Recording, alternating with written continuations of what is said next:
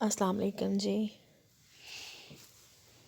Okay जी, today we will talk about the second one lecture which is our personality assessment Myers. ठीक है जी। First one lecture में हम लोगों ने बात की थी कि लाइक साइकोमेट्रिक है क्या और इसके ऑब्जेक्टिव्स क्या हैं, और सम फेमस टेस्ट या पर्सनैलिटी असेसमेंट या दूसरे इंटेलिजेंस असेसमेंट के कुछ टेस्ट कौन से हैं। लेकिन आज का जो लेक्चर है उस पर हम लोगों ने बात करनी है पर्सनैलिटी असेसमेंट मेयर्स पे, कि लाइक हम लोग पर्सनैलिटी को कैसे असेस कर सकते हैं। ठीक है, अगर किसी भी पर्सनैलिटी में कोई कन्फ्लिक्ट्स हैं, कोई फ्लॉज हैं, कोई प्रॉब्लम्स हैं या कुछ भी हिडन है, तो हम लोगों ने इसको कैसे एक्सप्लोर करना है या फाइंड करना है। ठीक है, इट्स अबाउट दैट थिंग। तो हम लोग सबसे पहली बात जो यहाँ पे वो डिस्कस कर रहे हैं कि साइकोलॉजिकल असेसमेंट, कि हम लोगों को साइकोलॉजिकल असेसमेंट करने की ज़रूरत पड़ती क्यों है, कि लाइक हम लोग क्यों सोचते हैं कि हम लोगों को साइकोलॉजिकल असेसमेंट करनी चाहिए। तो बेसिकली साइकोलॉजिकल असेसमेंट हम लोग तभी करते हैं जब हम लोगों को कोई क्लिनिकली पर्पसेस होते हैं। ठीक है, हमें उसको डायग्नोसिस करना होता है या ट्रीटमेंट हो जाना होता है या स्क्रीनिंग करनी होती है, तो हम लोग तब ये टेस्ट करते हैं। ठीक है, जिससे हम लोग डिसीजन ले सकें कि इस बंदे में प्रॉब्लम है क्यों और उसकी क्या रीज़न्स हैं या क्या प्रॉब्लम है, इस तरह से। ठीक है, अब वो कहते हैं कि all psychological assessment are undertaken to address specific goals, कि आप जब भी कोई साइकोलॉजिकल असेसमेंट करते हैं तो उसके कोई स्पेसिफिक गोल्स होते हैं। ठीक है, जिस बेस पे आप ये असेसमेंट कर रहे हैं। ठीक है, लाइक कॉग्निटिव एबिलिटीज़ को चेक करना है, या आपने उसकी इंटेलिजेंस के लेवल को चेक करना है, या आपने उसकी किसी भी एबिलिटी को चेक करना है, तो आप ये टेस्ट करते हैं, कंडक्ट करते हैं, साइकोलॉजिकल असेसमेंट करते हैं। ठीक है जी। आगे वो कह रहे हैं जी एम ऑफ साइकोलॉजिकल असेसमेंट, कि इसके एम क्या क्या हो सकते हैं। तो इसके जो कुछ एम है वो हम देख लेते हैं। लाइक सबसे पहले जो यहाँ पे लिखा हुआ है वो कह रहे हैं जी initiative to answer basic question about the person's current functioning, कि लाइक अगर फिल वक्त बंदा ऐसा बिहेव कर रहा है तो वो क्यों कर रहा है। ठीक है, उसका ऐसा बिहेवियर है तो क्यों है, what are the consequences behind that, या what are the reasons behind that behaviour. इन सारे क्वेश्चंस के आंसर को फाइंड करने के लिए हम लोग ये असेसमेंट करते हैं। ठीक है, उसके बाद है जी provide recommendation for remediation of problem, कि हम लोग बताते हैं कि कौन सी रेमिडीज़ हम लोग यूज़ कर सकते हैं। ठीक है, फिर उसके बाद प्रोवाइड एन ओपिनियन और whether the person's current level of functioning is substantially different from a pure level of functioning, कि अब जो बंदे की फंक्शनिंग है कि क्या वो पहले से डिफरेंट है या किस तरह से वो वेरी कर रही है, इस तरह से।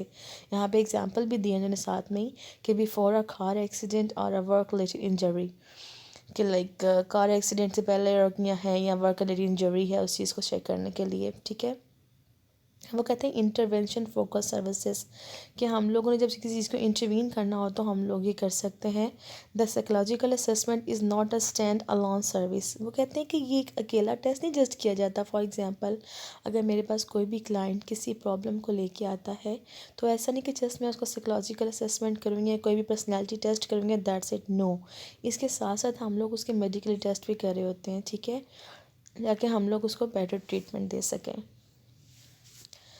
अब वो कह रहे हैं इसके एम्स की बात ही कर रहे हैं कि आप लोग ये क्यों करते हैं, आपको साइकोलॉजिकल असेसमेंट करने की ज़रूरत क्यों पड़ती है। तो उसमें वो कह रहे हैं कि स्क्रीनिंग, अगर आपने किसी भी क्लाइंट की स्क्रीनिंग करनी है तो आप ये कर सकते हैं। अब स्क्रीनिंग क्या है वो हम देख लेते हैं। Psychologist are often called on the assistant in the development और इम्प्लीमेंटेशन ऑफ स्क्रीनिंग मेजर, कि वो स्क्रीनिंग मेजर यूज़ करने के लिए साइकोलॉजिस्ट होते हैं। ठीक है, साइकोलॉजिस्ट मे और may not be directly involve in conducting screening assess, receiving the assessment as part of the routine operation of a clinic, school, hospital or employment setting। ठीक हो गया जी। The screening can be done online, अब ये online भी हो सकती है, और in person at many community based health care settings. ठीक है, such as general hospital, mental health clinics and speciality health care providers offices. अब वो कह रहे हैं स्क्रीनिंग कहीं भी हो सकती है। ठीक है, लाजमी नहीं कि उसके लिए हम लोग स्पेसिफाई कर दें कि आपने इस लेबॉर्ट्री में आना है और यहीं पे आपकी स्क्रीनिंग होगी, ऐसा कुछ भी नहीं होता। ठीक है, ये कहीं भी हो सकती है। अगर अब आपकी स्क्रीनिंग होगी तो वो इस चीज़ को बेटर बता सकते हैं, एक चीज़ को डायग्नोस कर सकते हैं कि लाइक हाँ इस बंदे को ये प्रॉब्लम है, ये बंदा इस प्रॉब्लम में सफ़र कर रहा है। ठीक है, अब डायग्नोसिस की हम पढ़ लेते हैं। यहाँ पे क्या लिखा है, assessment data are used to formulate a clinical diagnosis. की वही बात होगी कि क्लिनिकली हम लोग डायग्नोस कर सकते हैं कि कहाँ पे प्रॉब्लम है, इसके कॉन्शियस में प्रॉब्लम है, इसके सब कॉन्शियस में कि अनकॉन्शियस में, और किस तरह से प्रॉब्लम किसको ट्रिगर करेंगे। ठीक है, अब वो कहते हैं कि इसमें इंटरव्यू डेटा हो सकते हैं, साइकोलॉजिकल टेस्ट डेटा हो सकता है, and reports from a significant other provide information on the symptoms. Knowing the diagnosis for a person help clinician communicate with other health professionals। अब वो ये नहीं कि अब जो साइकोलॉजिस्ट हैं वो जो दूसरे होते हैं अपने साथ हेल्पर्स होते हैं, को वर्कर्स होते हैं, अदर हेल्थ प्रोफेशनल्स होते हैं, उनके साथ भी बात करते हैं और इस चीज़ को सॉर्ट आउट करते हैं कि लाइक किस क्लाइंट को कहाँ पे हम लोगों ने देखना है या किस तरह से कहाँ पे डायग्नोस करे। ठीक है, और उसका प्रोग्नोसिस कैसे हो सकता है। Diagnosis can provide an initial framework for the treatment plan. अब हम लोगों ने ज़ाहिर बात है, अगर किसी की स्क्रीनिंग हो गई, डायग्नोसिस हो गया, हमें पता चल गया कि इस क्लाइंट को या इस पर्सन को ये प्रॉब्लम है, फॉर एग्जांपल ये स्किज़ोफ्रेनिया में फॉल कर रहे हैं। ठीक है, अब हम उसका डायग्नोसिस आ गया, अब हम लोगों ने साथ ही इसको सोचना है, उसका केस फार्मूलेट कर दिया कि लाइक किस किस तरह से हमने उसे एक इस तरह से रिपोर्ट फाइंड कर दी, सारे टेस्ट वगैरह करके हम लोगों ने बता दिया कि इसकी फार्मूलेशन इस तरह से हो रही है। ठीक है, अब साथ ही हम लोगों ने प्रोग्नोसिस पे भी बात करनी होती है। डायग्नोसिस तो होगी, हमने बताते हैं कि इसको ये प्रॉब्लम है, ये स्किज़ोफ्रेनिक है। अब प्रोग्नोसिस भी हम बताते हैं। अब प्रोग्नोसिस में क्या होता है जी, psychological assessment always implies some form of prediction about the patient future.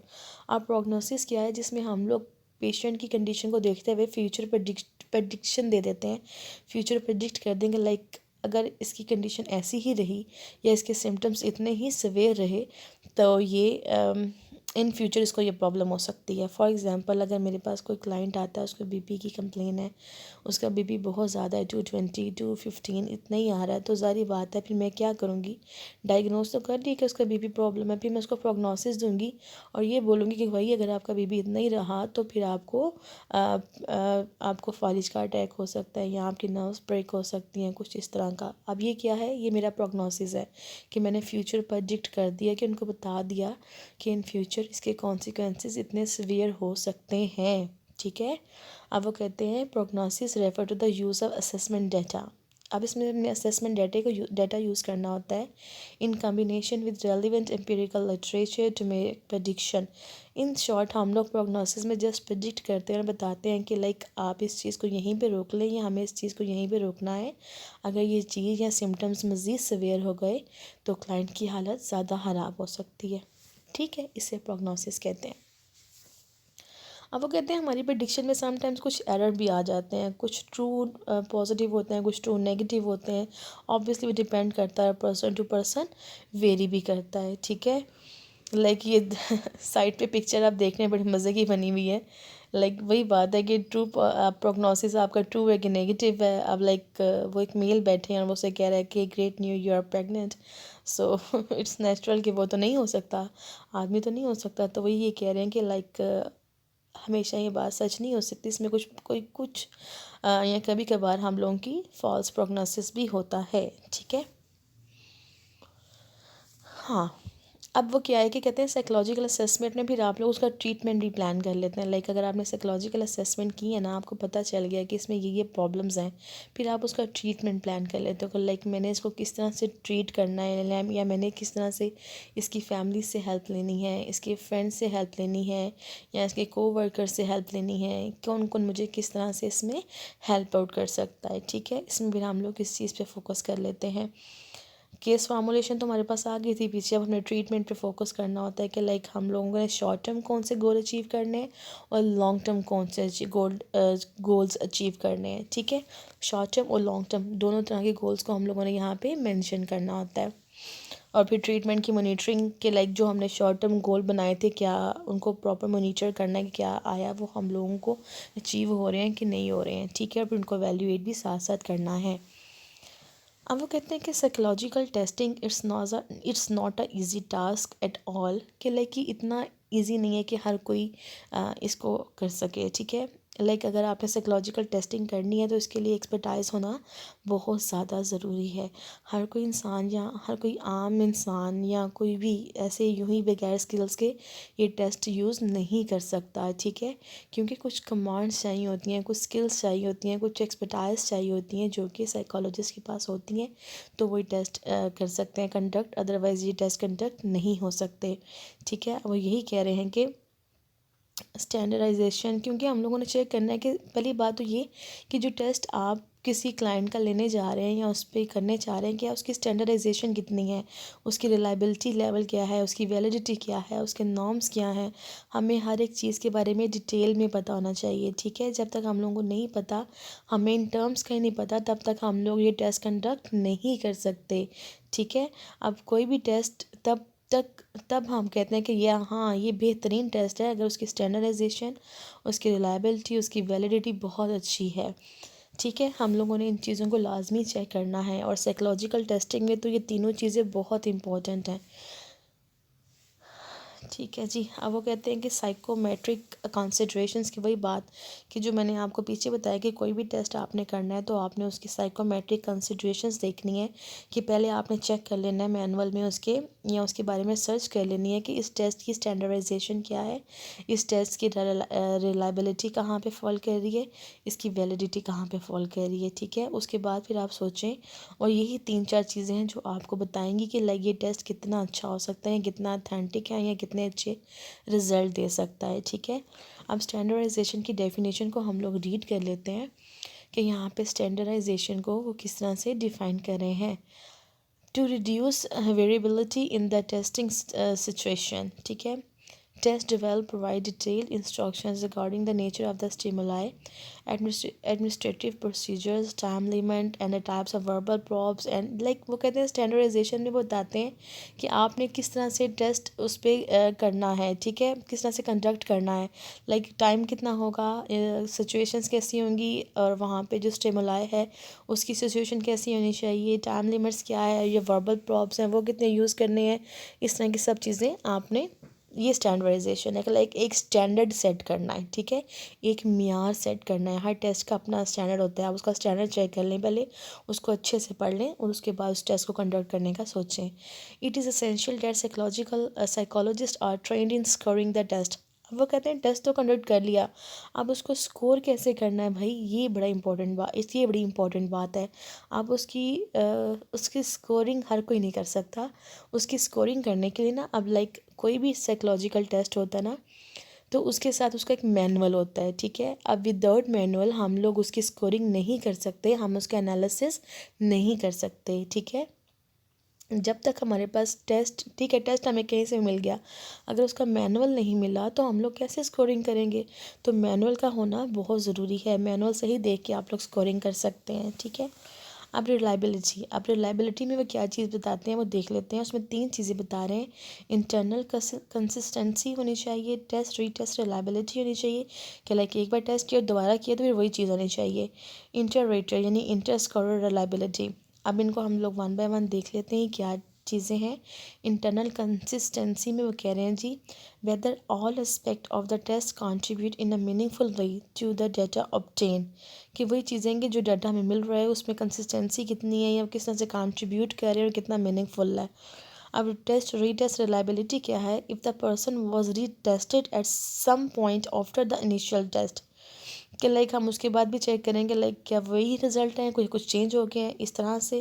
फिर इंटरेटर में क्या है जी, whether similar results would be obtain in the test was conducted और स्कोर बाय अनदर एवेलुएटर। फिर हम चेक करते हैं कि क्या एवेलुएटर के साथ टेस्ट के स्कोर में चेंजिंग्स तो नहीं आई। वही बात है, जो टेस्ट मैंने कंडक्ट किया था, मैंने उसके स्कोर किए थे, क्या वो कुछ और थे, और जब आप कह रहे हैं तो क्या उसकी वैल्यूएशन चेंज तो नहीं हो गई। तो ये चीज़ है रिलायबिलिटी, कि हमने उसकी रिलायबिलिटी को चेक करना होता है, उसकी वैलिडिटी को चेक करना है, उसकी नॉर्म्स को चेक करना है, ठीक है। टेस्ट प्रैक्टिसेस के उन्होंने यहाँ पे लिखे हैं कि test use among clinical psychologist, कि ये टेस्ट हैं जो कि क्लिनिकल साइकोलॉजिस्ट यूज़ करते हैं। Evidence based assessment. अब वो कहते हैं कि ये जो आपकी असेसमेंट है ये एविडेंस बेस्ड होती है। कैसे? अब वो कहते हैं जी is an approach to psychological evaluation that uses research and theory to guide, ठीक है, the selection of variables to be assessed for a specific assessment purposes, the method and method to be use in the assessment, the manner in which the assessment process unfold. वो कहते हैं evidence base होती है, क्योंकि आपने obviously जो भी test इसमें कंडक्ट करने जा रहे हैं वो टेस्ट ऐसे नहीं बिल्ड हो जाते, ठीक है, उनके पीछे बहुत सी थेरीज, बहुत सी असेसमेंट, बहुत सा लिटरेचर, बहुत सी रिसर्च, बहुत ज़्यादा काम हुआ होता है, तब जाके कोई भी टेस्ट कंडक्ट होता है या बनता है। तो वो सब चीज़ें इसमें डिपेंड कर रही होती हैं। एथिकल कंसिड्रेशन, अब एथिकली किन चीज़ों को देखना है जी हमने, both the APA and the association of state and provisional psychology board have code of conduct that contain element specific to assessment activities. अच्छा, वो कहते हैं कि जब आपने कोई भी टेस्ट कंडक्ट करना है तो आपने क्या करना है कि इसमें दो चीज़ों का खास याद रखना है।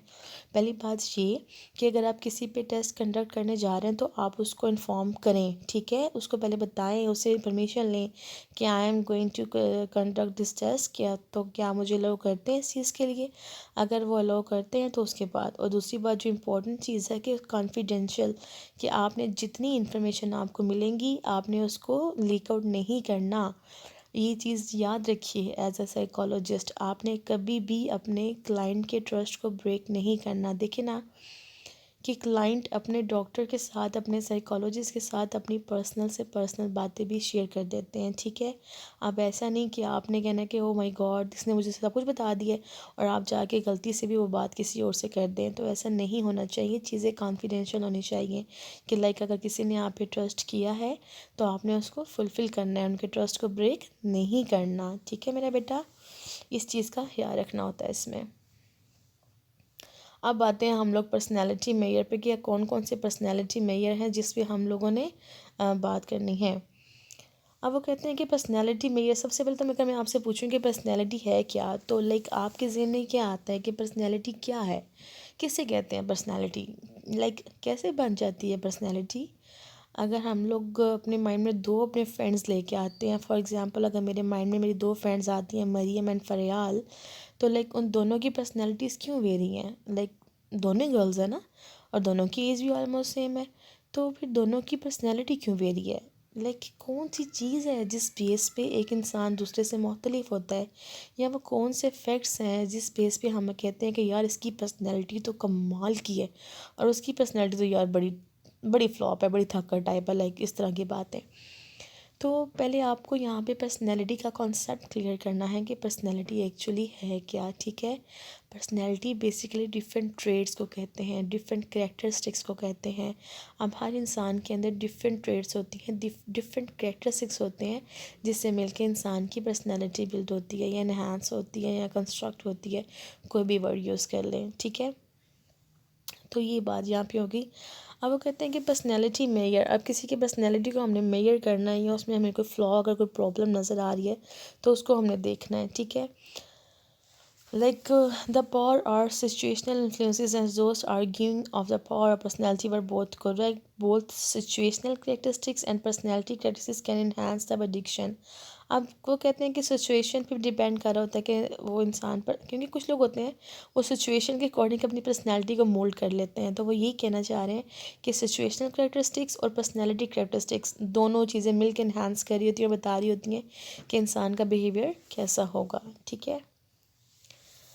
अब पर्सनैलिटी मेजर में कहते हैं कि सेल्फ प्रेजेंटेशन बायसेस आते हैं कि लाइक वही बात होगी कि हम लोग सिचुएशंस के अकॉर्डिंग ना उनको खुद को प्रेजेंट कर रहे होते हैं। लाइक घर में हम लोग किसी और तरह से होते हैं, जॉब पे हम लोग किसी और तरह से होते हैं, फ्रेंड्स के साथ हम लोग किसी और तरह से होते हैं, हम लोग डिफरेंट तरह से खुद को प्रेजेंट कर रहे हैं।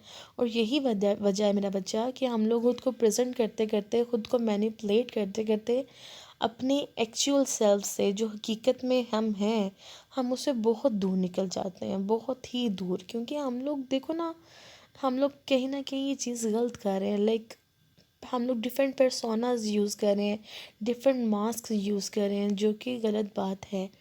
तो वो ये कह रहे हैं कि सेल्फ प्रेजेंटेशन बाइसनेस आ जाती है बहुत ज़्यादा, ठीक है। क्योंकि हम लोग हर जगह अपनी इमोशंस को शो नहीं कर सकते, बहुत जगह इमोशंस को शो करने में डिफ़िकल्टीज़ होती हैं, ठीक है। अब फेकिंग गुड, फेकिंग बैड, वो सब बातें, इनकंसिस्ट ऑफ रैंडम रिस्पॉन्डिंग, वो ये बात करें कि इसमें समय सब में बाइसनेस आ जाती है। To avoid the problem of intentional misrepresentation projective personality test used. अब वो कहते हैं कि हम लोग क्या करते हैं कि इसके लिए हम लोग पर्सनैलिटी मेयर्स के लिए हम लोग प्रोजेक्टिव टेस्ट यूज़ करते हैं कि हम लोग एक्चुअल में जान तो सकें ना कि वो इंसान है क्या, क्योंकि आजकल हर कोई सिचुएशन के अकॉर्डिंग खुद को मोल्ड कर जाता है। तो एक्चुअल में वो क्या है भाई, उस चीज़ को करने के लिए, उस चीज़ को चेक करने के लिए हम लोग प्रोजेक्टिव पर्सनैलिटी टेस्ट हम लोग कंडक्ट करते हैं या प्रोजेक्टिव पर्सनैलिटी मेयर्स यूज़ करते हैं। ठीक है, अब वो कहते हैं personality measures must be relevant and unbiased across culture and ethnic group. वो कहते हैं जितने पर्सनैलिटी जो मेयर्स होते हैं ना उनको रेलिवेंट ही होना चाहिए, उसमें बाइसनेस नहीं होनी चाहिए, बाइसनेस या फेवरिज्म ये सब कुछ नहीं होना चाहिए। The test contest may not be equally applicable और relevant to all cultural group, obviously culture to culture vary करता है। The pattern of validity coefficient may not be similar, factor analysis, ये सारी उन्होंने स्टैटिस्टिकल टर्म्स की बात की है जिसको वो कह रहे हैं कि चेक कर लेना चाहिए एक बार। अब the clinical utility of self report and projective measures की क्लिनिकली चीज़ें बड़ी हेल्पफुल होती हैं। Obviously it is essential to distinguish between basic and applied perspective, कि बेसिक पर्सपेक्टिव क्या है, अप्लाइड क्या है, ये टूल किस लिए है, इसका क्या है, इसके रिज़ल्ट क्या आएगा, या इसकी साइकोलॉजिकल फंक्शनिंग क्या होती है, ये सब चीज़ें हम लोगों ने इसमें चेक करनी होती हैं। अच्छा, अब सबसे पहले फर्स्ट वन मेयर पे बात कर रहे हैं जो है आपके पास सेल्फ रिपोर्ट पर्सनालिटी मेयर। अब वो कहते हैं सेल्फ रिपोर्ट पर्सनालिटी मेयर में क्या है जी, इसमें वो फर्स्ट वन टेस्ट की बात आपसे कर रहे हैं, बड़ा फेमस टेस्ट है the Minnesota multiphasic personality inventory MMPI। MMPI test एक ऐसा टेस्ट है जिससे हम लोग उसकी पर्सनैलिटी के अंदर डिफरेंट फैक्टर्स को चेक करते हैं। ठीक है, अब जो है ना इसके कह लें कि MCQs टाइप होते हैं। अब इसकी जो है MMPI के आई थिंक सो 562 MCQs हैं या 562 क्वेश्चन हैं। अब 562 क्वेश्चन हर एक के साथ कह लें कि उसके आंसर लेना या उतना टाइम सर्व करना बड़ा मुश्किल हो जाता है। तो हम लोग क्लाइंट की कंडीशन को देखते हुए हमें पता होता है कि 300 से 320 वाले जो आइटम्स हैं वो किस चीज़ को मेजर कर रहे हैं, या 400 से 420 वाले जो आइटम्स हैं या क्वेश्चंस हैं वो किस चीज़ को मेजर कर रहे हैं। हम लोग क्लाइंट की सिचुएशन को देखते हुए ना उसके अकॉर्डिंगली फिर इस तरह से वो कर लेते हैं यूज़। अब वो कहते हैं की to DSM condition the Millon clinical multi axial inventory for adult. अब वो कह रहे हैं कि ये चीज़, इस चीज़ का भी ख्याल रखना होता है कि जो अडल्ट के लिए टेस्ट हैं वो डिफरेंट हैं, एडोलेसेंट्स के लिए डिफरेंट वर्जन्स बनाए गए हैं। ठीक है, अब वो पर्सनैलिटी असेसमेंट इन्वेंट्री PI वो एक डिफरेंट चीज़ है।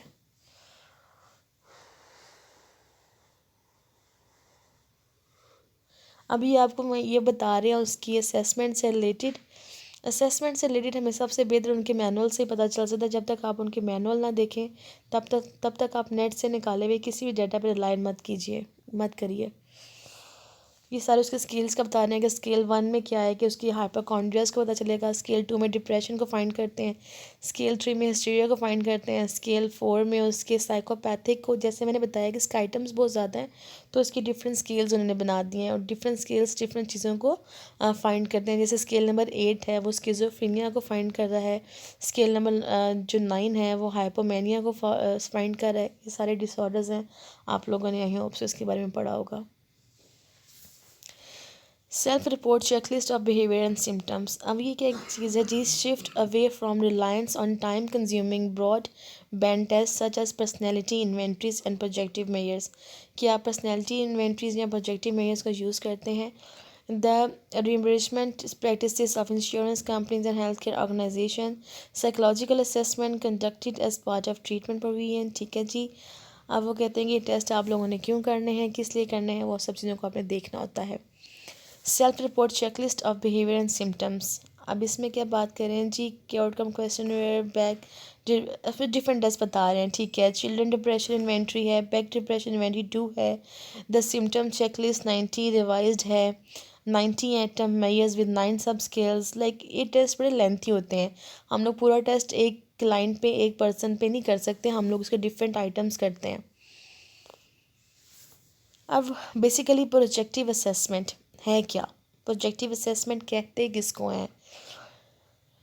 The items or stimuli are ambiguous with respect to content and meaning. ठीक है, there is no inherent meaning to the stimulus material. There is no obvious right and wrong answer. ठीक है, a projection आप लोगों ने जब fried की theory पढ़ी होगी तो उसमें भी पढ़ा होगा।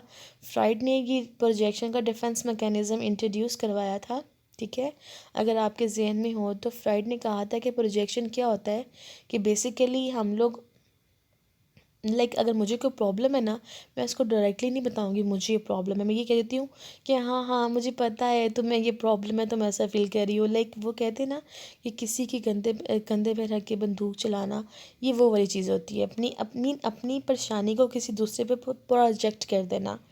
बात समझ आ गई? अब इसे कहते हैं प्रोजेक्टिव असेसमेंट, कि अगर क्लाइंट अपनी बात नहीं कह पा रहा, ओपनली नहीं कह पा रहा, तो हम लोग उसको इस तरह से कह लेंगे इन्फ्लुएंस करते हैं, इस तरह से हम उसको पुश करते हैं कि वो किसी के सर पे ना अपनी सारी बात बता दे, कि किसी और का नाम यूज़ करते हुए या किसी और को सोचते हुए कि ये बंदा ऐसी कंडीशन में फॉल कर रहा है या ये ऐसा कहना चाह रहा है।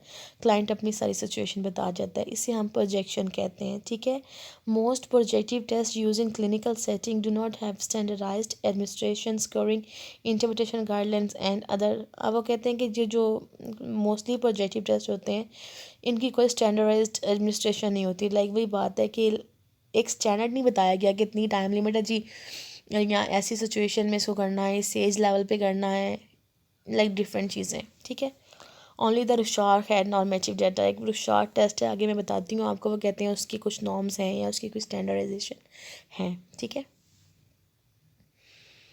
अच्छा, प्रोजेक्टिव असेसमेंट की वो बात कर रहे हैं यहाँ पे। प्रोजेक्टिव असेसमेंट में वो कह रहे हैं कि projective measures can be subdivided into 5 broad but overlapping categories. अब कहते हैं प्रोजेक्टिव असेसमेंट को हम लोग 5 में मेन के लेके हैं, जो उसको मेन टाइप्स हैं या कुछ सब टाइप्स हैं उसको डिवाइड कर सकते हैं। वो कौन कौन सी हैं? एसोसिएशन टेक्निक्स, ठीक है, construction techniques, completion techniques, arrangement and section techniques and expression techniques. अब इसको वन बाय वन देख लेते हैं। ठीक है, अब एसोसिएशन टेक्निक्स क्या होगी? For example those requiring people to report what a stimulus look like. ठीक है, एसोसिएशन टेक्निक वही कि वो खुद से एसोसिएट करते हैं। ठीक है, अब इसमें रुशाह का टेस्ट मैं आपको आगे बताऊंगी कि वो किस तरह से कंडक्ट करते हैं। कंस्ट्रक्शन टेक्निक, अब कंस्ट्रक्शन में ये कि वो चीज़ों को कैसे कंस्ट्रक्ट कर रहे हैं या कैसे सोच रहे हैं। अब इसमें वो एग्जांपल आपको दे रहे हैं TAT थमेटिक परसेप्शन टेस्ट की। इस टेस्ट में भी हम लोग स्टोरी राइटिंग करवाते हैं और उनसे पूछने के कैसे प्रॉब्लम स्टार्ट हुई। तो वही बात है कि क्लाइंट अपनी प्रॉब्लम्स को प्रोजेक्ट करता है किसी और की प्रॉब्लम के साथ। अब कॉम्प्लीटेशन टेक्निक में हम लोग उससे एक टेस्ट करवाते हैं, सेंटेंस कॉम्प्लीटेशन टास्क, जिसमें हम लोगों को क्लाइंट अपनी ही प्रॉब्लम्स या अपनी ही टेंशन का आंसर दे रहे होते हैं। अरेंजमेंट सिलेक्शन टेक्निक, अब इसमें क्या होता है जी, हम लोग कलर टेस्ट के बारे में उनसे बात कर रहे होते हैं। और फिर एक्सप्रेशन टेक्निक्स मीन हम लोग उनका हैंड राइटिंग एनालिसिस कर रहे होते हैं, उनसे हम लोग डिफरेंट लाइंस का एनालिसिस कर रहे होते हैं, डिफरेंट। हाँ, एक्सप्रेशन टेक्निक्स में हम लोग उनसे डिफरेंट ड्राइंग्स करवा लेते हैं। इसमें HTP आ जाएगा, हाउस ट्री पर्सन, उसमें हम लोग उनसे ड्राइंग करवाते हैं और उसके बाद उसका एनालिसिस करते हैं कि इनकी पर्सनैलिटी कहाँ पे फॉल कर रही है और कहाँ पे फॉल नहीं कर रही। इस तरह से ये 5 कह लें कि इसकी हैं ब्रॉड सब डिवीजन्स, जो कि बड़ी इंपॉर्टेंट हैं प्रोजेक्टिव असेसमेंट की। आज पार्ट A मैं यहीं पे कंप्लीट करती हूँ, लेंथी हो जाएगा। पार्ट B इंशाल्लाह हम लोग नेक्स्ट क्लास में करेंगे। तब तक आप में इन 5 टाइप्स पे टेस्ट सर्च करने का, एसोसिएशन टेक्निक्स के अंदर इनके अलावा कौन से टेस्ट आ रहे हैं और उनके क्या फंक्शंस हैं, और कंस्ट्रक्शन टेक्निक्स में क्या फंक्शंस हैं, कंप्लीटेशन में क्या है, अरेंजमेंट में क्या है, एक्सप्रेशन में क्या है। कम से कम आपने रिसर्च करने के एक बार टेस्ट को आपने गो थ्रू करना है, एक बार अपने टेस्ट को देखना है कि एसोसिएशन वाले टेस्ट कैसे हैं, कंस्ट्रक्शन वाले टेस्ट कैसे हैं, कंप्लीटेशन वाले कैसे हैं, अरेंजमेंट वाले कैसे हैं और एक्सप्रेशन वाले कैसे हैं। आपने इन सारे टेस्ट को देखना है ताकि आपके माइंड में हो, जब मैं नेक्स्ट लेक्चर डिलीवर करूँगी तो आपके माइंड में थोड़ी सी ना हो इनके बारे में हो। ठीक है जी, ओके, थैंक यू मेरा बच्चा। इसको यहीं पे एंड करते हैं, इंशाल्लाह नेक्स्ट क्लास में बाकी स्टार्ट करेंगे। अल्लाह हाफ़िज़।